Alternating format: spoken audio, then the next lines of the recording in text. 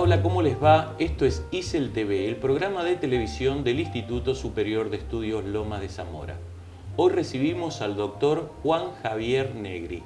Gracias, Javier, por acompañarnos. Gracias por la invitación. Realmente para nosotros es un gusto poder contar con tu presencia en nuestro programa. Muchas gracias. Su biografía nos muestra sus intereses y sus ocupaciones, pero no alcanzará el tiempo de este programa para mostrar toda su trayectoria. De modo que seré injusto, obligatoriamente, tomando dos aspectos que hacen a sus responsabilidades: Holcim Argentina y la Fundación Sur. Como presidente de Holcim Argentina, tenés la responsabilidad de mantener viva la visión de la empresa, construir las bases para el futuro de la sociedad. Y considerando que esa empresa produce y comercializa cemento, hormigón elaborado y agregados pétreos, esa construcción es, al mismo tiempo, metafórica y concreta. ¿Cuál de esas dos dimensiones te desvela más? Bueno, afortunadamente es una responsabilidad compartida. Me desvela más el poder mantener a una empresa como Holcim Argentina en la vanguardia en muchos frentes. El frente de la producción, en el sentido de ser una empresa dinámica y que ofrece el mejor producto disponible, una empresa que respeta el entorno del medio ambiente y humano en el que se desenvuelve, una empresa que además cumple estrictamente con las leyes del país en el que trabaja, y en eso Holcim Argentina, que es parte del grupo Holcim, que está activo en 70 países, es sumamente cuidadosa del respeto a la ley. Como soy abogado, esa es en gran parte mi responsabilidad principal, de asegurar de que estemos haciendo lo que es correcto en todo momento. La nuestra es una empresa grande, tiene alrededor de 1.500 empleados, plantas en el interior, en Córdoba básicamente, en Mendoza y en Jujuy, y una planta en Campana, provincia de Buenos Aires, así que está distribuida en gran parte de la Argentina. Es la segunda productora de cemento de la Argentina y tiene la particularidad de ser la única de las empresas cementeras del país que cotiza en bolsa, es decir, que tiene que brindar un acceso a la información sumamente amplio y meticuloso para asegurarse la participación de inversores que eligen sus acciones como un modo de canalizar sus ahorros. Así que nos debemos también al público inversor, lo cual es una característica adicional y que exige una cautela en la toma de decisiones notable.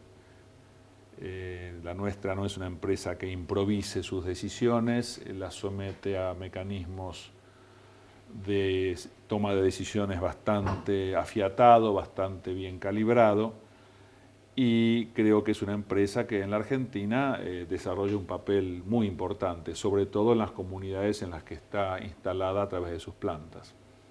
Hablando de plantas, en 1930 se construye la primera planta bajo la denominación de Cementos Minetti. En 1998 es adquirida por Holcim. Un año después se fusiona con Corsemar y en el año 2011 adopta el nombre de Holcim.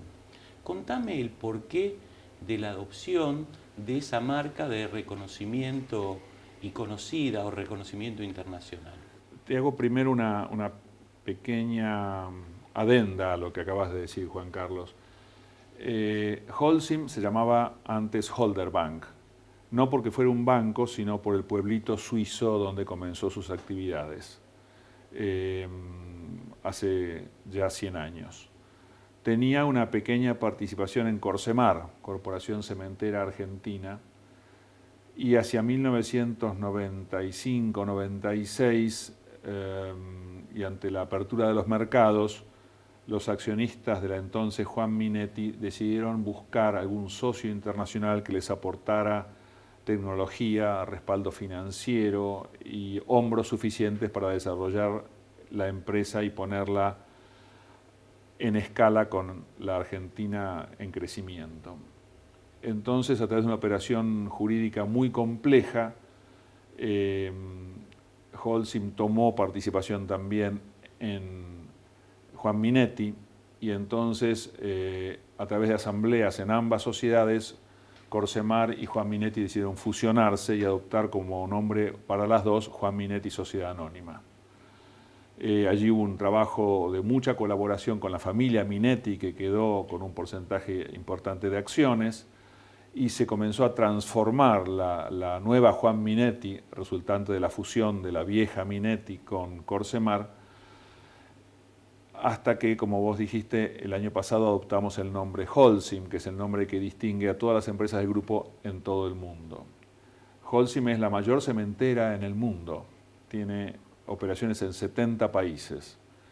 Nos pareció que adoptar el nombre de Holcim era indicar el respaldo de un grupo internacional de primera línea a una empresa en la Argentina, no solamente en cuanto al respaldo puramente nominal, sino también en cuanto al respaldo tecnológico, que significa lanzar un producto al mercado, responder por él, respaldar las soluciones tecnológicas que la compañía provee a sus clientes y insertar a la anterior Juan Minetti en el mundo moderno de las empresas cementeras.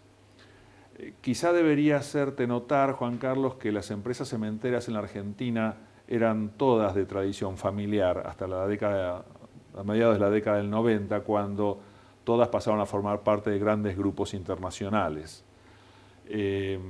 Minetti y Corsemar pasaron a ser Holcim, nuestro principal competidor fue adquirido por una empresa brasileña de primera línea, y así se produjo en todo el mercado. Esto significa una mayor profesionalización, una integración con el resto del mundo, acceso a tecnologías más modernas y una puesta al día de la industria cementera en la Argentina.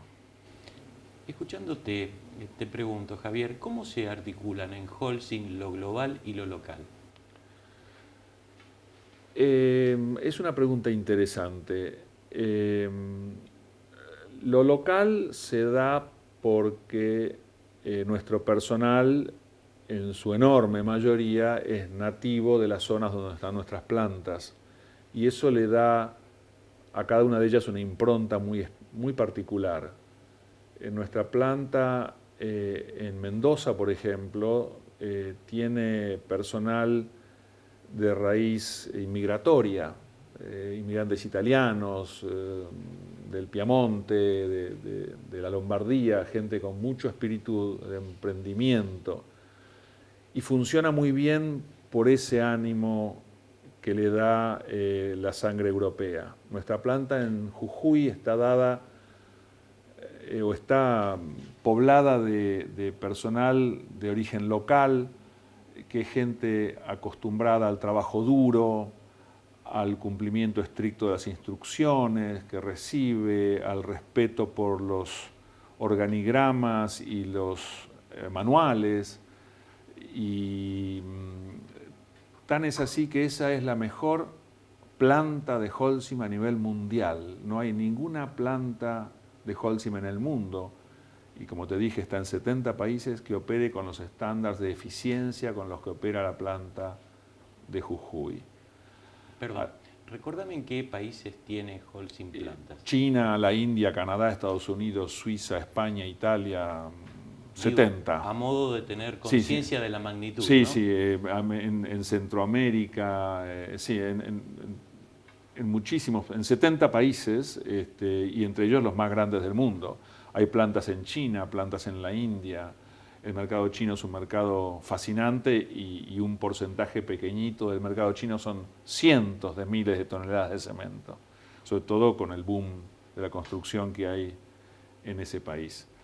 En cuanto a la articulación con lo internacional, bueno, me parece que es importante el uso y la adaptación de tecnologías internacionales a la Argentina, métodos de trabajo, métodos de seguridad en el trabajo, pautas de mantenimiento del medio ambiente. Nosotros, por ejemplo, en las plantas, en las canteras donde se extrae la piedra caliza, que es nuestra materia prima, utilizamos las pautas de cuidado del medio ambiente que se usan en Suiza, no las provinciales, porque consideramos que son más adecuadas, son mucho más estrictas, por supuesto.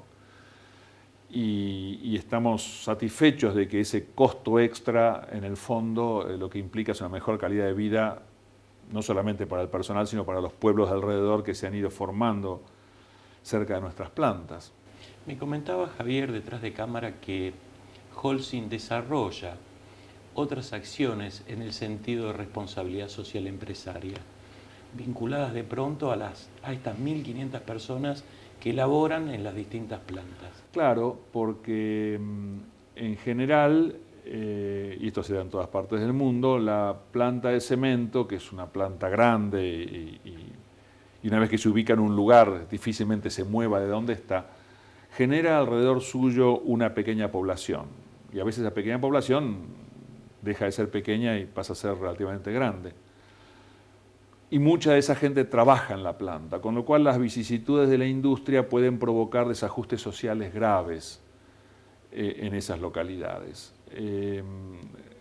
Holcim tiene, y Juan Minetti tenía, una tarea de responsabilidad social empresaria canalizada a través de una fundación que se llamaba y se llama Fundación Minetti, a través de la cual se daban soluciones a las comunidades que rodean las plantas, soluciones no de limosna ni de dar dinero gratuitamente o a cambio de nada, sino planes sociales estudiados desde el punto de vista de la mejor ingeniería social. Por ejemplo, educación para las mujeres del personal, sobre administración de fondos, sobre tareas del hogar, economía doméstica, cestería, tejidos, alfarería, lo que se te ocurra. Y eso ha sido copiado por Holcim y se está llevando a cabo también en Brasil, donde pasa este mismo fenómeno de las plantas de cemento que se convierten en cabecera de pequeñas poblaciones, que a veces evolucionan a ser pequeñas ciudades. Esto produce una sensación de inserción en la comunidad, de cuidado por el personal que no tiene más que beneficios para Holcim y también para los involucrados, para los beneficiarios. Planes de escolaridad, mantenimiento de escuelas en la zona, administración de los recursos económicos de las familias, etc. Es realmente una tarea muy satisfactoria y que ha producido una profunda paz social en las zonas donde están nuestras plantas. ¿Qué futuro ves en la Argentina en el área de la minería y concretamente en la industria cementera? La minería vinculada con la industria cementera es una minería bastante peculiar, no es la minería que, por ejemplo, se asocia generalmente con la obtención de metales, oro, plata o litio, por ejemplo.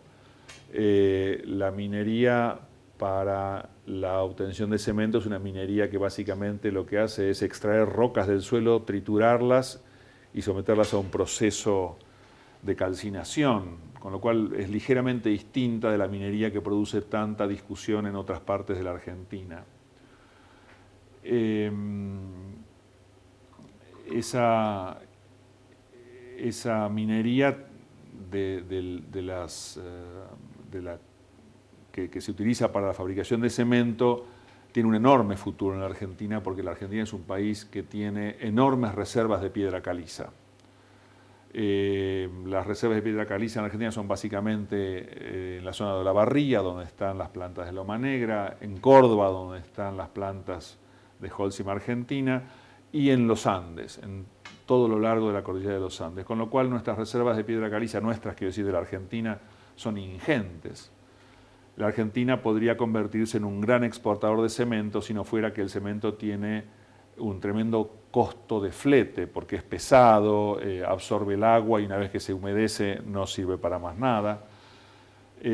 Pero con adecuadas redes de transporte, por ejemplo, con la construcción del túnel de baja altura entre Mendoza y la zona central de Chile, la Argentina podría convertirse en el gran suministrador de cemento en todo el cono sur, por sus ventajas comparativas. Todo esto está, como dije, sujeto a una reducción del costo de los fletes, pero la Argentina está en una posición ideal debido a la cantidad y extensión de sus reservas.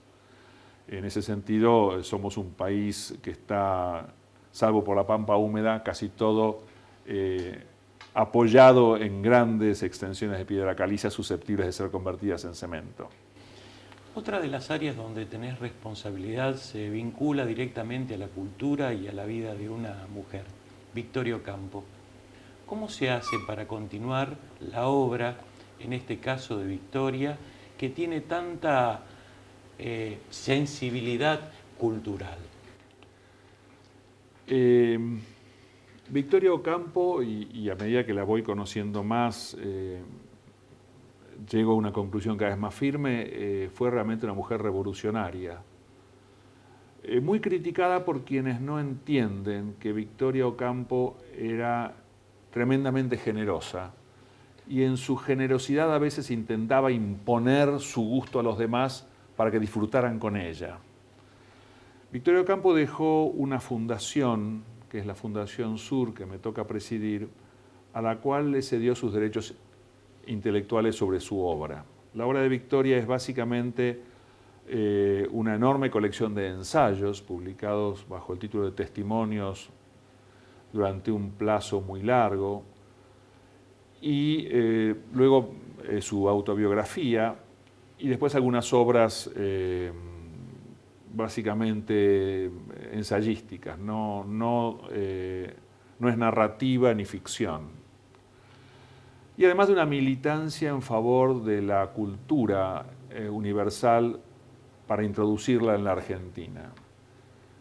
Victoria luchó para que la Argentina se insertara en el mundo y no fuera un país que, culpa de su distancia, de la gran distancia que tenía y tiene con los centros culturales, estuviera marginada. Entonces hizo lo imposible por vincularla al mundo.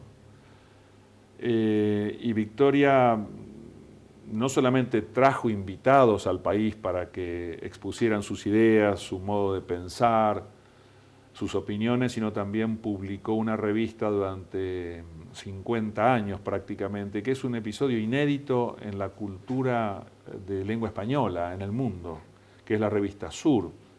En la revista Sur vieron por primera vez la luz en nuestro país escritores de talla inconmensurable, St. John Peirce, Virginia Woolf, ella fomentó a Borges, Thomas Merton. El trabajo de incentivo de la cultura, de divulgación de la cultura universal que hizo Victoria en la Argentina es enorme.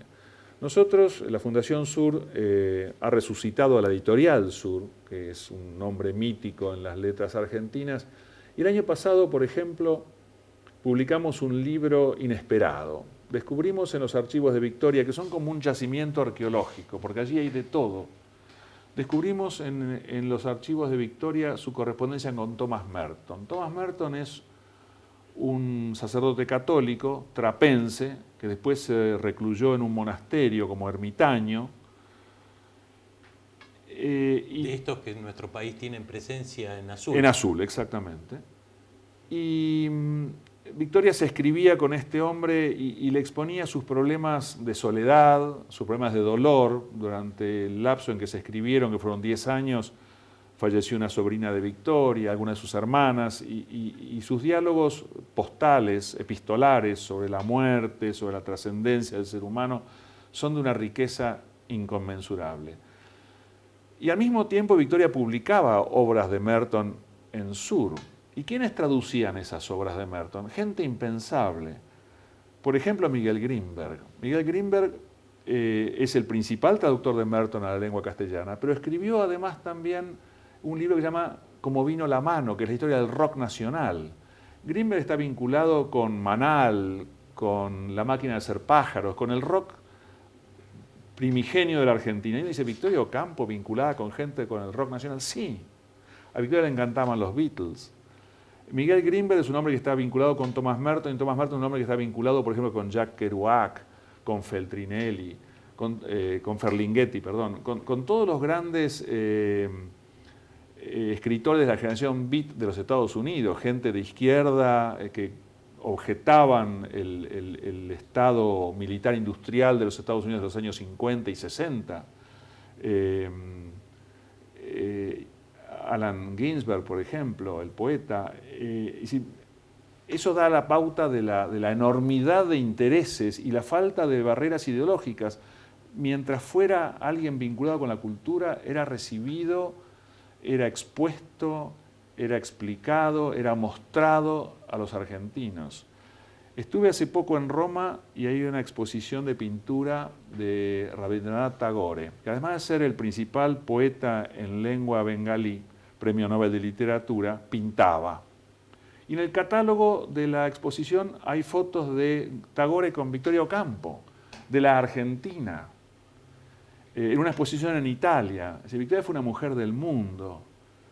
Y a través de la Fundación Sur lo que nosotros hacemos es tratar de que ese legado permanezca vivo, publicando sus obras, publicando sus... Ahora acabamos de sacar su primer tomo de testimonios, que va desde el año 28 hasta el 30 y tantos.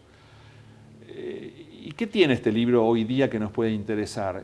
Por ejemplo, una visita a Harlem en el año 30, donde Victoria descubre el jazz.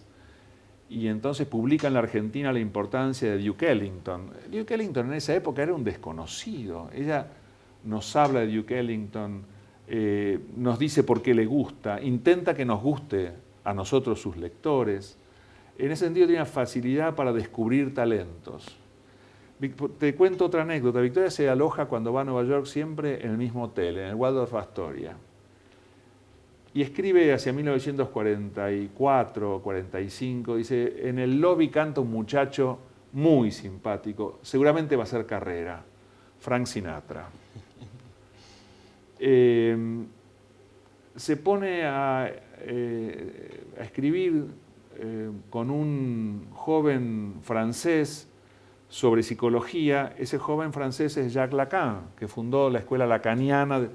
Es decir, tenía un olfato para encontrar los valores importantes de una fineza y de una velocidad impresionante. Y gracias a ella, la Argentina estuvo en la primera fila de los países que recibían el influjo de la cultura mundial, porque no era solamente europea. Victoria introdujo aquí poetas japoneses. Uno de los grandes articulistas en Sur es un tal Suzuki, que es el hombre que explica el Zen, la meditación Zen, al occidente. Y bueno, la revista Sur en los años 40 y 50 ya hablaba de eso en la Argentina. Victoria ha sido, creo, mal comprendida por alguna gente que piensa que era imperialista o que divulgaba una cultura para élites. Es todo lo contrario. Victoria hacía un esfuerzo gigantesco para que la gente pudiera disfrutar y gozar estas cosas, conocer, y se enojaba cuando alguien no compartía su gusto, pero bueno, era en ese sentido cabeza dura e insistente. Y logró insertarnos en el mundo. Los otros días, en el Corriere della Sera, el diario de Milán, aparece en el suplemento cultural 3 o 4 artículos sueltos. Por coincidencia, los 4 se vinculaban con personajes cercanos a Victoria. Stravinsky, el arquitecto Le Corbusier, la novelista Virginia Woolf y Tagore. Para Victoria esa era gente de su círculo e intentaba que los conociéramos, que divulgarlos en la Argentina. Es una tarea titánica. Además, para una mujer, en los años 30, en los años 40, con la oposición de su padre, con la oposición de algunas instituciones que veían aquí una cosa medio revolucionaria, y empujaba, y empujaba, y empujaba, y creo que en ese sentido es admirable. Empujó por el voto femenino mucho antes de que el voto femenino fuera bandera de un partido político. Estuvo presa porque exponía sus posiciones libremente, se le prohibió salir del país cuando se pensó que era alguien peligroso. Viajó con libros de escritores argentinos aún desconocidos en el mundo, entre otros los libros de Jorge Luis Borges, y se los llevaba a sus amigos americanos y decían, lean esto tiene valor. Y hay cartas con Merton donde ella se queja de que qué poco nos entienden, algún día se van a dar cuenta el valor que tiene lo que les estoy mostrando. Y esto lo hacía no porque fuera comisión la venta de libros, lo hacía porque tenía esta especie de espíritu inagotable, imparable, indetenible, que la convirtió, creo, en una mujer símbolo en la Argentina. Te hago una propuesta. Sí. Si culminamos, dado el tiempo que disponemos para este programa hoy aquí, seguimos conversando y le ofrecemos a aquellos que nos están viendo un segundo capítulo. Sí, claro. Una segunda parte de esta amena charla. Sí, por supuesto. La propuesta está hecha. Los espero la próxima semana en esto que hemos dado en llamar ISEL TV, el programa de televisión del Instituto Superior de Estudios Lomas de Zamora.